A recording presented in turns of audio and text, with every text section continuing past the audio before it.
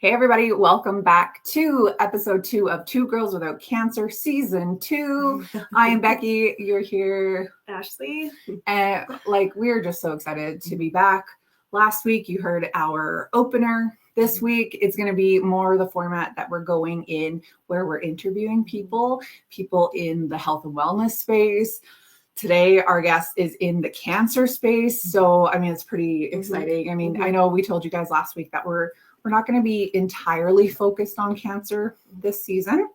We want to branch it out to things beyond cancer, because I don't know about you, but I'm pretty tired of talking about my own cancer. And just to have an overall better health. That's just it. Getting better holistically isn't just for people who've had cancer or have cancer, right? And when you're healing, you got to heal that whole body. And if that takes chiropractor, massage, acupuncture, your liver, fitness, liver health, colonoscopies, colonic, not colonoscopies, colonics. Dang it. I love colonics though. So anyways, we're starting off talking about poop, classic. Actually, oh my gosh. Yeah. So anyways, let's discuss our guest today. His name is Zakariya Frank. He is the COO of beatcancer.org. You can see it. Oh, sorry, I'm backwards. Right here down below, beatcancer.org. This is an organization that's been around for 48 years. It offers education for people to prevent and beat cancer, which is I wish I knew about this, to be honest. He's holistically. I love it. I love people like this. He also hosts a podcast of his own called the Zakariya Frank Show. And the spelling is not what you would, I don't know which way, this way. For Zakariya, it might not be what you're thinking of. This is the spelling. So type that in where you find your podcast, find his show. And without further ado, let me introduce you to Zakariya. Hello. Hello. How are you today? I am wonderful. It is a beautiful day, and I'm really happy to be here. So I'm looking forward. So happy you're here. I gotta tell you, you have the nicest smile. You smile, and it's you were your headshot kind of photo there is all business. Oh yeah, and I was I'm yeah. Is this guy a nice guy? Because you don't know, right? People's social medias. Your smile is it lights up a room. Thank you very much. Yeah, I gotta get some new photos. Photo, great. Handsome. Yeah, I had actually I had driven up from New Jersey to Toronto for an event, and didn't sleep, and then went to the event. Was out all day, and so that was that photo. Me, severely underslept. You wouldn't know it, right? Well, it looks great. You look like a professional. I'm you know what? This guy looks like a COO in his suit. Don't even have what I was going for, so Yeah, that's right. And then there's us. We're hey, selfie, I guess. Snapchat. You know what? We should get headshots probably. Anyways, so tell us everything. Ashley and I are getting to know what you do, but let our listeners know first of all, who you are, what you do, who you serve, all the things. And if I have a question or Ashley has a question, we probably will just interrupt you. But please, talk, say all the things. Awesome. Absolutely. Thank you very much. And you did a good job in the introduction. There are two things that I do essentially with my time. I run the organization beatcancer.org. We're formerly known as the Center for Advancement in Cancer Education. That's our official name, but because that's a whole mouthful, a whole lot of words. Yeah, beat cancer is a little smoother. Yeah. Easier on the tongue. We also go by beatcancer.org, which is, of course, our URL as well, which makes things easy. We're a holistic cancer education nonprofit, been around for 48 years, like you mentioned, and our mission is just to get information and education to the people that need it. We're not another, research organization that just slush funds money into never-ending research to find some magical research. Yeah. We actually talk about this a lot. I'm sorry to interrupt. I told you it's going to happen. We talk about this a lot because I had breast cancer, which is very funded. I don't want to say overfunded because as someone who's gone through it, I'm not mad about the funding that's happened for breast cancer or the research. Ashley had neuroendocrine cancer, which is very under-researched, underfunded. So for me, when I got breast cancer, they're oh yeah, you've got a cure. This resource. I could look online and find 80 bazillion posts. For Ashley, it was tougher. Pardon? I have what kind of cancer? Right. Yeah. So Yeah, sorry, go ahead. Yeah, no, I mean, it's a good point. You know, there's breast cancer is certainly one of the ones that has a large movement and a large It's glamorous. yeah, in a way, it very much is. You know, the ribbon's pink. It's pretty. Like you put it everywhere. Totally. You know, Favorite color. but that's you know, Yeah. I'm very happy for the people that are doing real research and are actually making advancements that does occur. But unfortunately, the reality is that a lot of slush funds do occur where researching results in nothing, if not maybe just another piece of paper of which there's plenty. The validity to which, you know, varies as well. But, you know, we're not here to conduct new research. We're here to take the plentiful research and information that already exists on what does work, both on the prevention and the healing side, and get it to the end users. So that's our mission. I love it.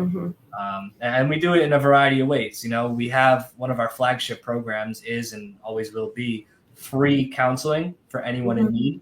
So as a charity, anyone can contact us and get in touch with our in-house doctor, and she'll work with someone through their diagnosis, or after there's no evidence of disease, she'll also help them to, you know, keep that diet and lifestyle changes going. Dare I say that since both of us have been NED, no evidence of disease, have needed more counseling. Yes. Like going through it, it was like you're in survival mode. You're just trying not to die. You don't even process it. Really. No. And then after, and then the trauma sets in, the PTSD sets in, the panic attacks set in, the like, oh my God, I'm scared that if I eat the wrong thing, I'm going to die. Like that's been so much harder. And like that's all day long. It's like not like it's a day or two in between. It's all the time. All day long. Yeah. Yeah. It sits in the back of your mind and you cannot get rid of it. Even if you're having a good day, it's still like, don't do that.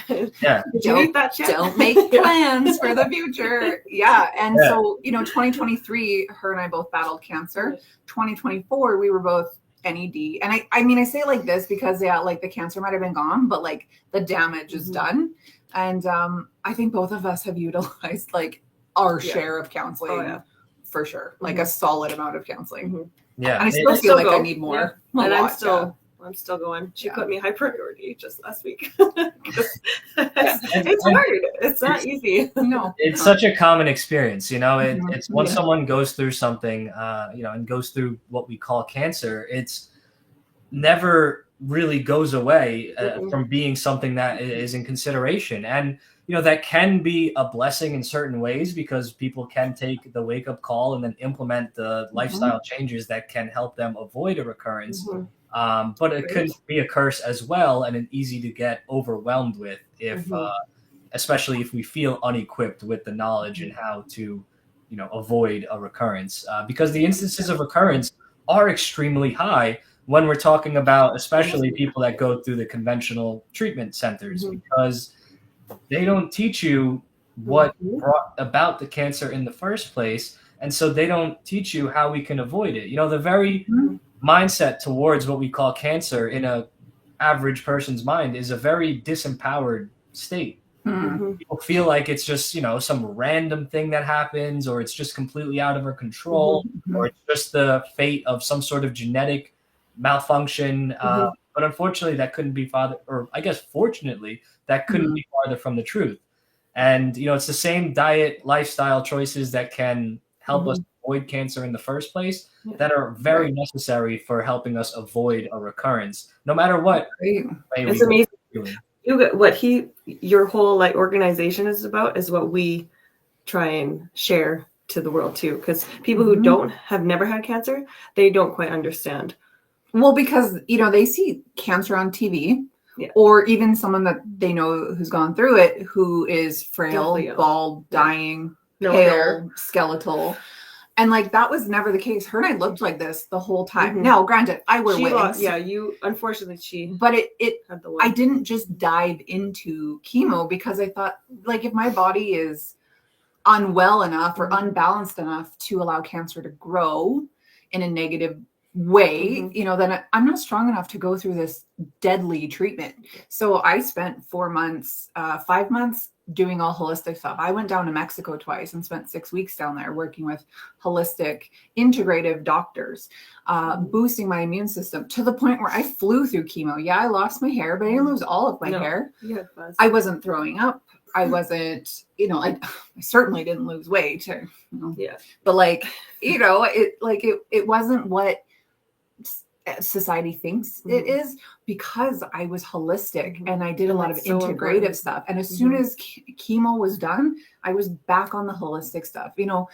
Like doing it during chemo is, I don't want to say a waste, but like you're kind of just like blowing through it because your body's like trying to expel everything immediately. But yeah, as soon as I was done, I was back on the holistic train and I bounced back. And then as I've like fallen off more holistic channels, I've fallen into more like tiredness, soreness, weight gain, like all the things. And so now as I like try to implement these things again, get my gut back to where it's supposed to be, get my muscles back to where they're supposed to be, it's tough. It is. Really tough. I'm very strict.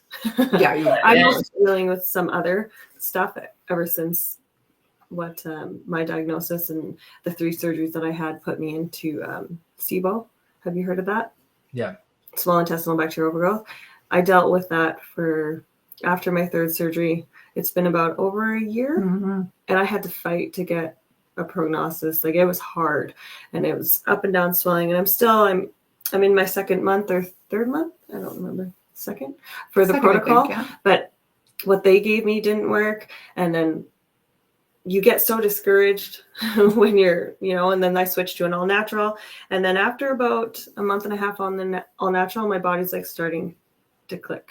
I had my first bowel movement on my own. And it was like, but when you haven't gone to the washroom on your own in almost a year, you praise those moments. It's like, oh my God, I can go to the washroom. I think, but when you tell people that, they're like, oh, you they take it for granted. I think what people don't understand about their bodies is like our bodies know how to be perfect. They do. They know how to be well. They want to be well. And they give us a lot of chances. There's a lot of forgiveness. But if you give it the right tools, it's going to take time to repair that damage.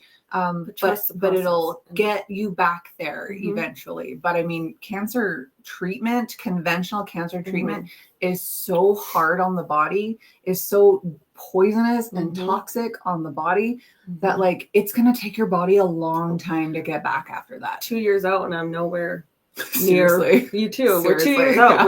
We're a month apart and we're not even anywhere. Yeah. And you definitely said it before, right? You used the word deadly. The treatments are unfortunately deadly. And that's the fact that a lot of people that quote died from cancer died of treatment. Were killed by their treatment. And that's very unfortunate, but that's just how they operate, right? The approach is essentially we're going to attack this tumor. We're going to cut at it. We're going to burn it. We're going to poison it. We're going to radiate it and just hope that what we're calling this tumor that we're attacking dies before the host human around it. And that's kind of the philosophy. And that's, what happens. And that's what happened to our founder's husband. And it's the whole reason she founded this organization. Her husband got cancer, essentially, and she got to watch what these conventional treatments did to a person. Awful. And he ended up dying right when the prognosis had stated he was going to. Now, that's a whole interesting conversation in and of itself, and how damaging these prognoses I don't accept a prognosis. Give someone an expiration date, and then they keep repeating it to themselves, and their body just follows suit. But then also, when he died, he didn't have cancer anymore. That's because his body was already... So, by statistics, that's a success on the chemo and the radiation, but he died. But he had no cancer.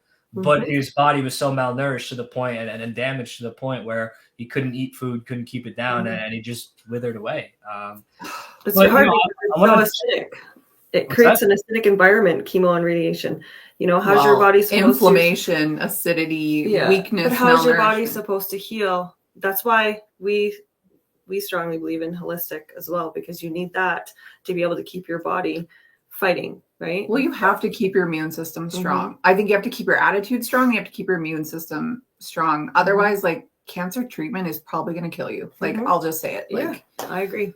And I'll definitely challenge, something that was said earlier in that, there's not really a point to doing something holistic if you are going to attend conventional treatment centers as well. And I think that's couldn't be farther from the truth, actually, because it's the same kind of things that will set the body up for healing in the first place, that will also keep it in a good state to not suffer the severe consequences as much from the chemo or from a surgical procedure, etc. So I don't think there's ever a bad time to be holistically conscious and to be supporting the body. But unfortunately, every single time I was to go and I had my surgeries or I had to try this, they didn't want me to take my all natural. Well, they scare you into there. It's like, you have to do this, you have to follow there. And it's like, well, I don't follow. I never listen.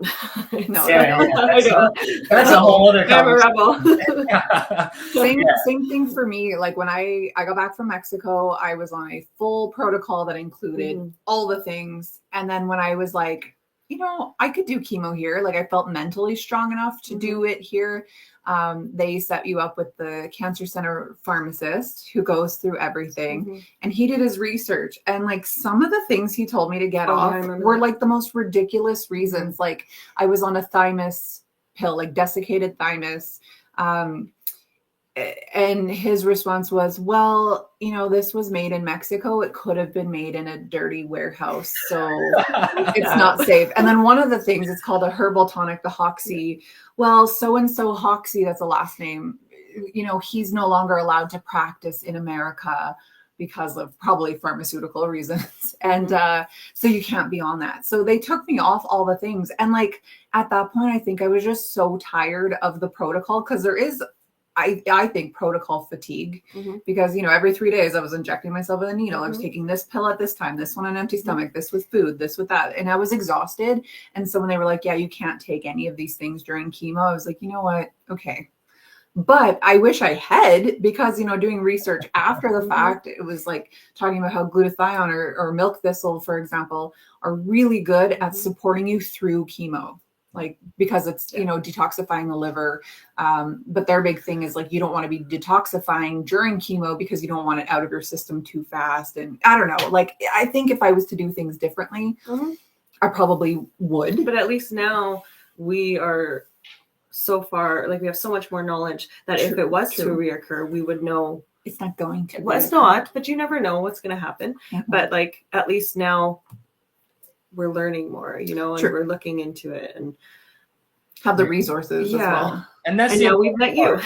That's the important part, to be continually, empowering oneself with education and with more information, because it would be completely irresponsible to just blanket statement tell people to ignore their doctors and completely do whatever, while they're also under their doctor's care. That could be, damaging because doing certain things, whether it's taking certain herbs or doing certain detoxification protocols whilst doing chemotherapy, it can, it's a bit oil and water in a way where, you're adding chemicals and doing things to try to remove chemicals. And so it's something that has to be navigated with grace and with, an informed,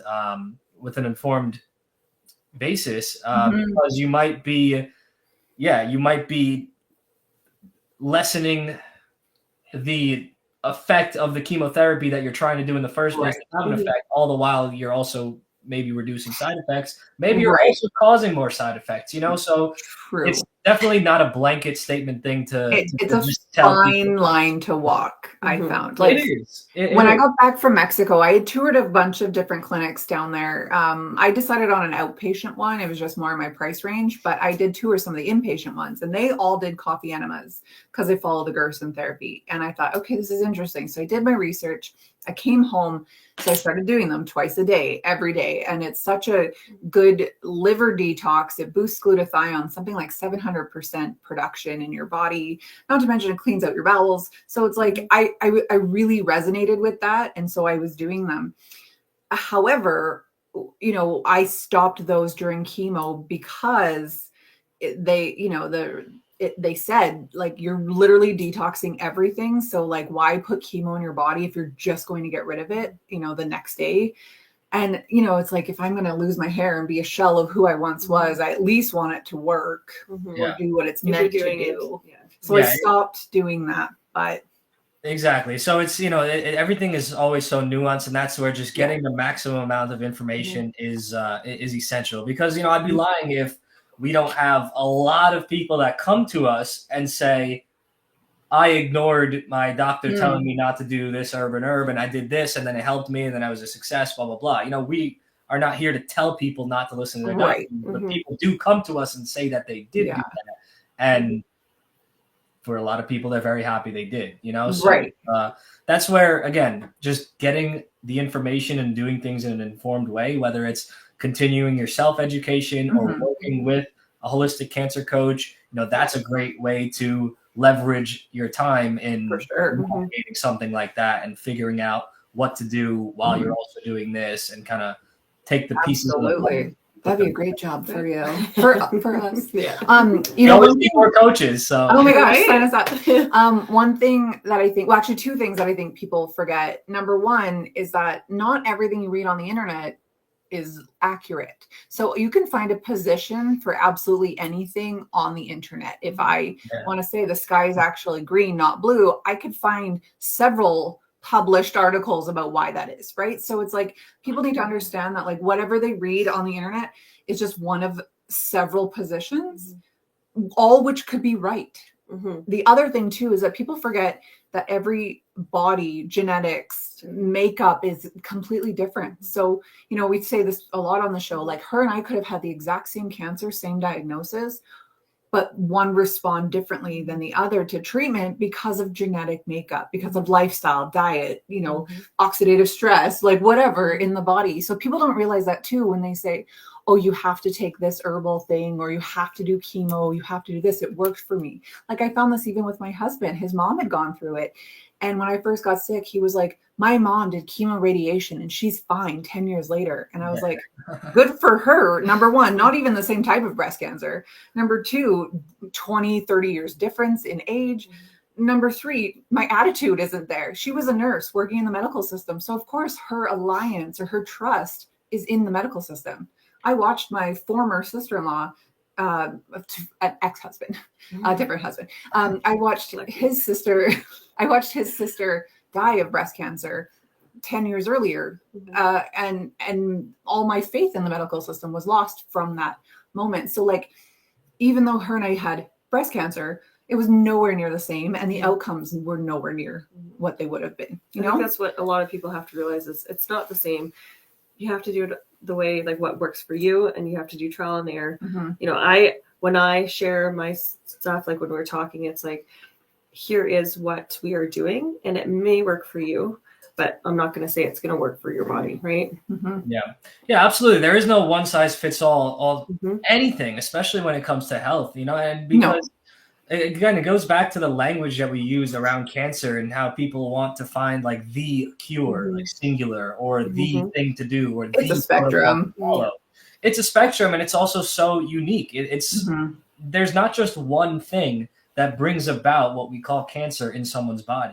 Right. And there's so many things that can contribute to a cancer instance. And so if factor A is, and B and C is what contributed to one person's, and factor X, Y, and Z contributed to the other person's, even though they both have the same type of cancer, for example, breast cancer, that's not the same thing that's going to undo those instances. Like if you walk into the forest this way, you have to walk out that way. But if you walked into the forest that way, you have to walk out this way. Like it's completely individual in all ways. So you have to take into account genetic makeup, inherited traits, hormone imbalances, trauma. Trauma is probably a big one. Forgiveness, unforgiveness, stress. These are all kinds of things. Like for me, mine came back non-hormonal and non-genetic.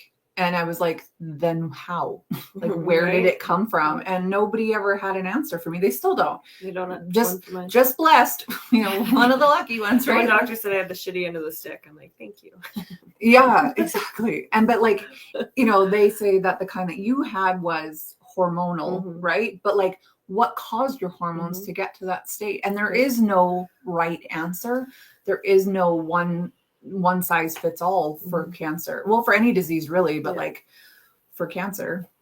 Yeah, absolutely. Everything is, entirely unique to that particular person and that particular circumstance and their particular history and their past and their present. And the physical side of them, the energetic, emotional side of them. Yeah, you really, you nailed it. That all these things really have to be considered to fully comprehend what's going on with someone. That's why one size fits all for treatment is not even a thing either, because you have to factor in all these things. And that's what Ashley and I love about holistic, is that you are approaching it from a whole body perspective, and not just body, a mind, spirit, soul kind of perspective, because there's so many facets of healing. Like her and I both going through this, like, yeah, cancer was a presenting issue, but dang, did I not have a lot of trauma that I had hidden in there. You know, like as we're doing counseling, I know for me, like I don't like to cry, I don't like to show vulnerability. As I'm doing counseling, things are coming out about my former marriage, about my childhood, my relationship with my dad. And I was like, well, I'm like, I just want to talk about cancer. And I was like, why are we talking about my dad? You know, it's just like, you hold on to stuff that you don't even realize does affect you. It weakens your immune system when you hold on to this negativity. Oh, 100%. Energy cannot be destroyed. It can only be transferred and moved around. And so if we have a severe energetic charge that we're not able to healthily purge out of us, it just builds up, and it has to go somewhere. And it doesn't just go somewhere random either. Particular emotions, particular energies do build up in particular organs of the body. And this has been known for centuries in different civilizations. This is where we have languages like chakras or different energetic centers, etc. But it's also been observed in modern, so-called science as well, that particular instances of cancer or types of cancer do correlate with particular types of significant emotional, energetic events in someone's life. Significant types of relationship problems, significant types of stress. It's not just stress blanket statement, it's particular types of stress, in particular places. So that's a large part of why the instances of recurrence are so high in general society, because they don't at all consider these as contributory factors. And if you're not considering the contributory factors and understanding how to correct them and purge them and do that inner work to heal from within, well, then you're always going to have something eating you up from the inside. Literally. Our founder always said, cancer isn't just what you're eating, but it's what's eating you.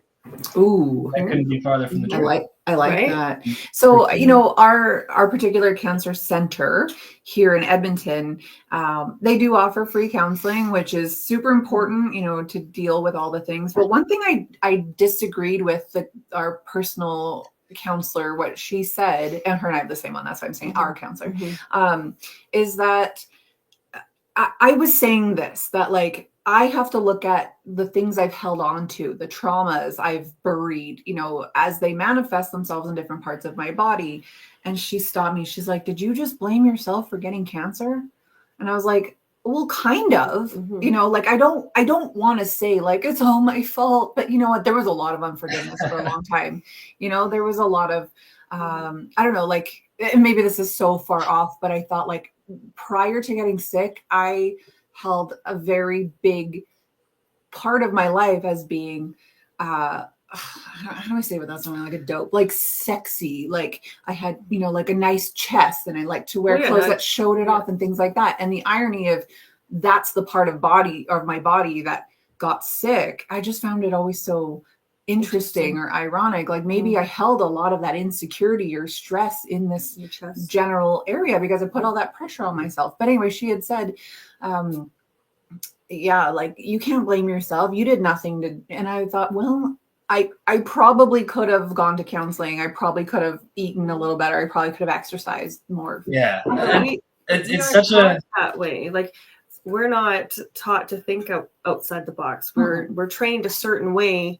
And then, like I always say, I didn't know about any of this. I thought I was healthy prior. As soon as I got sick, it opened up a whole new world for me. And the knowledge that I have now, I wouldn't even known before. Yeah, I think one of the biggest, epidemics that we have is epidemic of a lack of responsibility and a lack of accountability in all things in all realms. And it goes with this societal guise of love and light and everything's nice and, nobody's at fault for anything and, everything's just random. And so, yeah, I commend you for taking that empowered stance of, yeah, I probably did have something to do with this. Yeah. It's only through accepting responsibility for a particular circumstance that we can be empowered to affect that circumstance and get new results. Yeah. Right? There has to be that bit of accountability, but when it's such a false love thing that is so popular to do, to say, no, it's not your fault. Nothing's your fault. Nothing's your fault. Oh, you crossed the highway when there was, 3 lanes of traffic coming at you at 60 miles an hour and then you got hit. Oh no, it's not your fault. Like, everything else should have, like, it's just, it's inane. It's ridiculous. I felt like a victim when it was like, it's not your fault. You didn't do this. Nothing. It was like, I didn't want to be a victim. I wanted to take responsibility for it. Yeah. I don't think you can control what happens in life. It's just the way life is.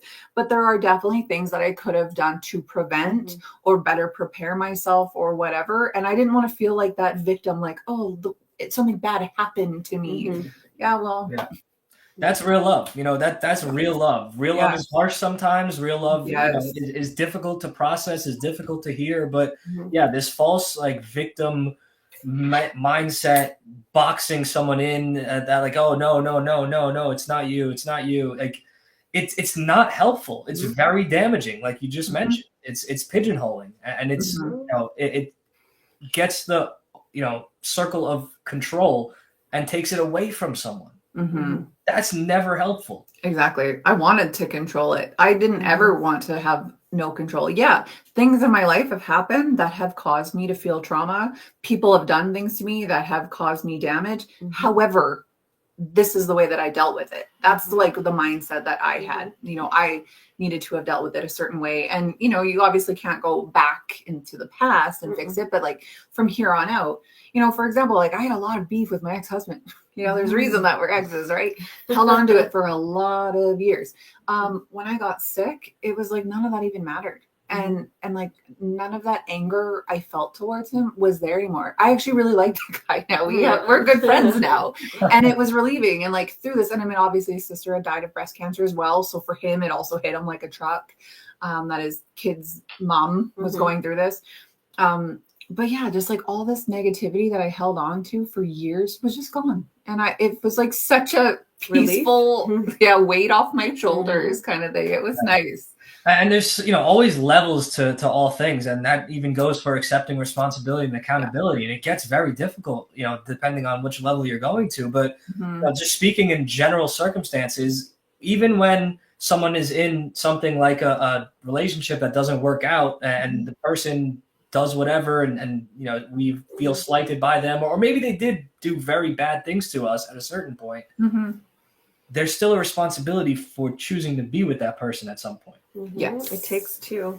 Yes, exactly. And so it's I don't know. There's such an epidemic of lacking accountability and responsibility. It's such it's a detriment to all that. We're a participation medal kind of society right now, where everyone's a winner and no one's a loser, and like you can even like, and maybe I'm gonna like lose followers saying this or whatever, but like this obesity epidemic, where it's like, do you realize like people who are severely overweight are at such a risk of diseases in general? Like, I don't think that we should glorify illness. We should be glorifying health and taking accountability and taking care of yourself. And because the fact is, there are people out there, and Ashley and I felt like this you probably still now angry a little bit, because we both thought we were really healthy going into this. And then both of us, I had stage 3, she had stage 4 cancer when we were healthy, 35, 36-year-old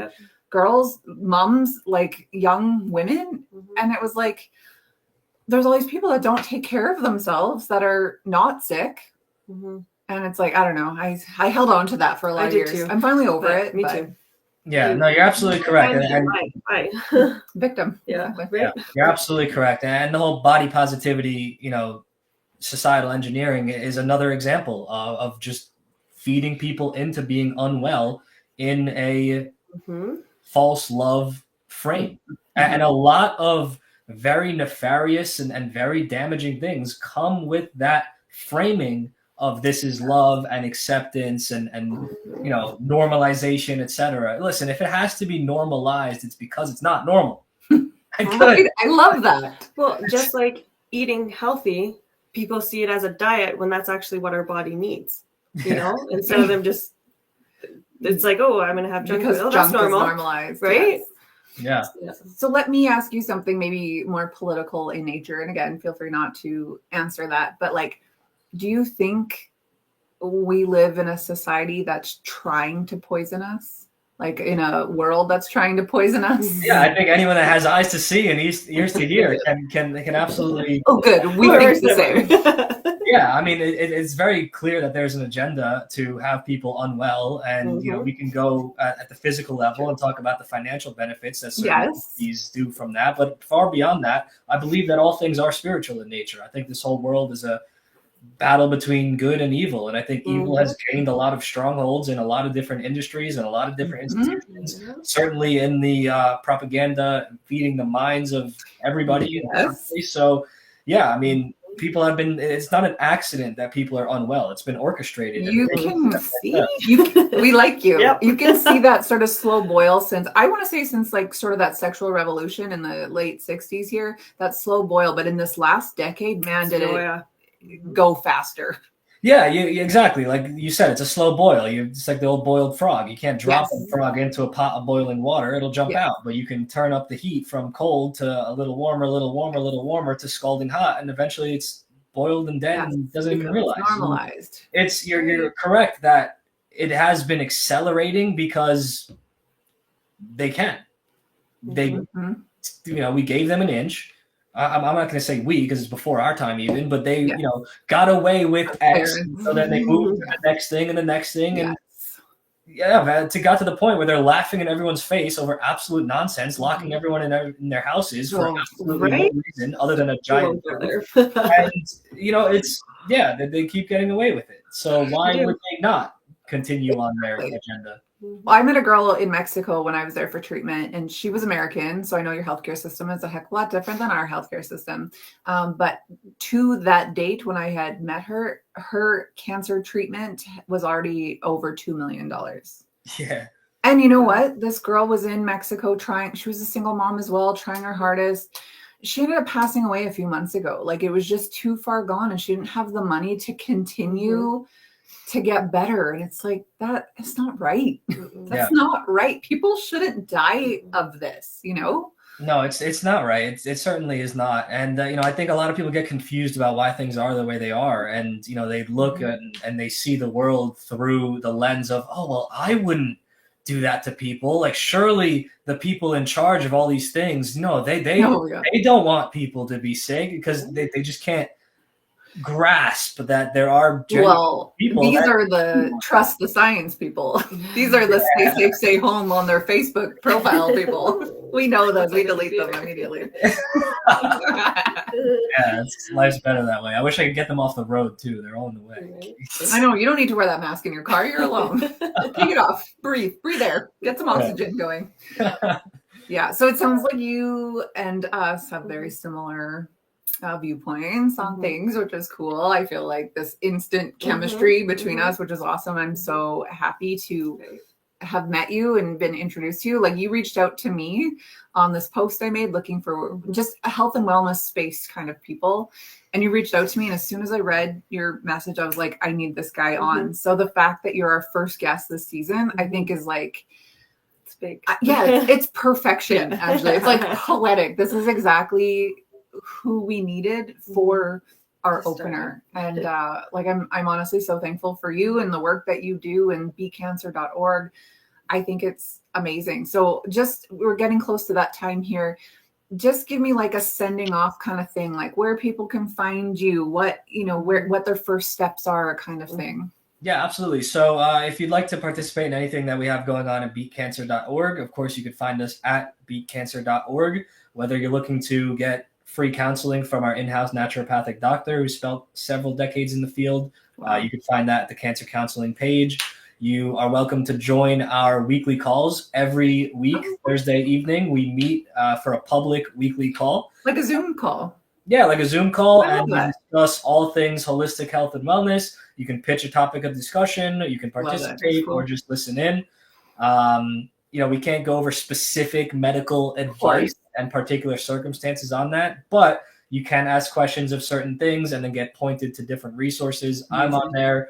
My business partner's on there. Several of our certified holistic cancer coaches are on those calls. I will be joining that. Right. It's a great way to just participate in the community and be amongst like-minded individuals. We're not afraid of keeping it real there, just like we're not on this podcast either. So we're building. We don't sugarcoat around here. Yeah. We're building a community of people that just Amazing. tell it like it is and want people to be well. So that's a great way to keep in touch. Anyone's welcome to check out our Holistic Cancer Coach certification program. Of course, we'll be also doing hundreds. that. Right? We have hundreds that we've trained all over the world over the years. And, it's a great way to have a heart-centered income, and people can make an income helping people through cancer in a holistic way. And, people are doing that very successfully. We have several six-figure plus entrepreneurs out there. Really great. I thought this was a volunteer opportunity and I was into it. Oh, no, it's whatever you want to make of it. We have coaches, like I said, that are really doing well in business. Mm-hmm. And then we have coaches that just do it as like a side thing. We have coaches that don't charge and just offer their services to their community for free. And there's no right or wrong way to be a cancer coach. No matter what you want to do with the information and with the access to our community that we provide, we want to help people do it. So people take our course, they get certified, and then they get our ongoing support in actualizing whatever they'd like to do as a coach. So I'll be honest, in those early days, and her and I've talked about this so many times, it was such a lonely space. And her and I didn't know each other. We actually live 1 mile apart in the same town. We're a year apart. She was friends with my brother. Yeah. Somehow we didn't know each other, but we connected because we were diagnosed 2 weeks apart. Yeah. February 14th? Well, I wasn't diagnosed with cancer until March 14th. Oh, okay. February 15th is when I started. Yeah, and mine was February 1st. So so similar. We connected in that because both of us felt so alone. Like we didn't know, none of our friends had gone through this. Not even close family had gone through this. I didn't know anyone going through this. So I was super lonely and that no one understood me, and the same for you. We just clicked. So there was to be honest, I probably would have spent some money on a cancer coach to just help me through this. That wasn't saying you need chemo today, go to chemo or else you're going to die. I would have, if I had known that such a thing existed. Oh yeah, 100%. Community is such a huge thing. Another epidemic that's going on in the world is loneliness, and it's easy to be surrounded by people, but feel alone all the same because they're just not on your same frequency, not on your same vibe. I still feel it. Yeah. We have each other, and it's such a bond that even some of our closest friends that have been around 20 years, they still don't understand. So that's why you and I connected right away because we got it. Nobody really understands until they go through it. Because my safest spot is my bed, and when I try and explain that to people, they don't get it. It's I just need to be in my bed right now, and it's hard because people are your bed. I was yeah, get up, stop being lazy. Yeah, and that's what I get. But it's in a year. I'm sick. I can't, I just feel safe. Just let me be. But a lot of people didn't understand that. Yeah, absolutely. Community is such a huge thing. So, those are some of the places you can find us. If you go to beatcancer.org, there's so many different things to poke around. We have hundreds of blog articles to read through, a whole bunch of podcasts you can listen to. You could find a holistic cancer coach. You could become one and really just dig around. If ever anyone wants to reach out and get more assistance, you could contact us at support@beatcancer.org, and I'd be more than happy to point you towards whatever it is that you're looking for.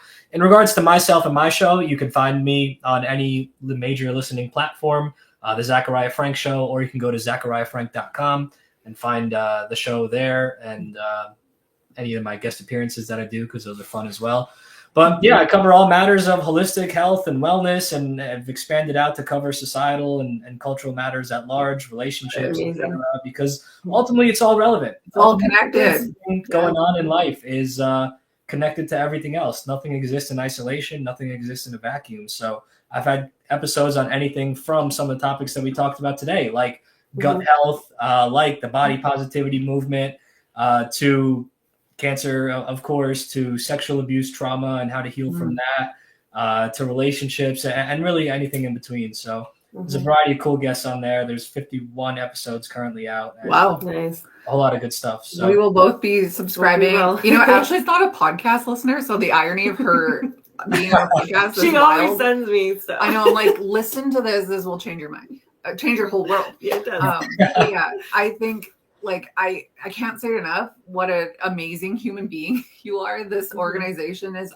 so awesome. I love that it opens people's minds, because really, when you're first diagnosed, all you think is like, my doctor is God and he's going to tell me exactly. We have an episode called "Your Doctor is Not God," because you know, like when we're talking about prognosis, she was told when it comes back, not if, when it comes back, you have 6 months to 15 years. So she's thinking, hey, I've got a 4-year-old son at home, well, 5 now, but I got a child at home, and when it comes back, I'm dying. Yeah, she came over. It was devastating. In my mind for so long. Now it's like drifted, because I'm understanding, and you know, I have her to lean on and stuff, and it's prognosis is a curse, man. I do not accept it. I don't. She actually, because I would always say my cancer, but now I don't. I say the cancer, because it was never mine. It was just in my body. Yeah, your body is perfection. This is just something that's in it at this moment. It is not mine. I never claimed it. So now we have you, and we will be coming your way. I know.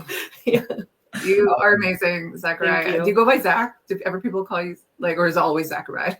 No, Zach is cool. Okay, I'm like a short name kind of person.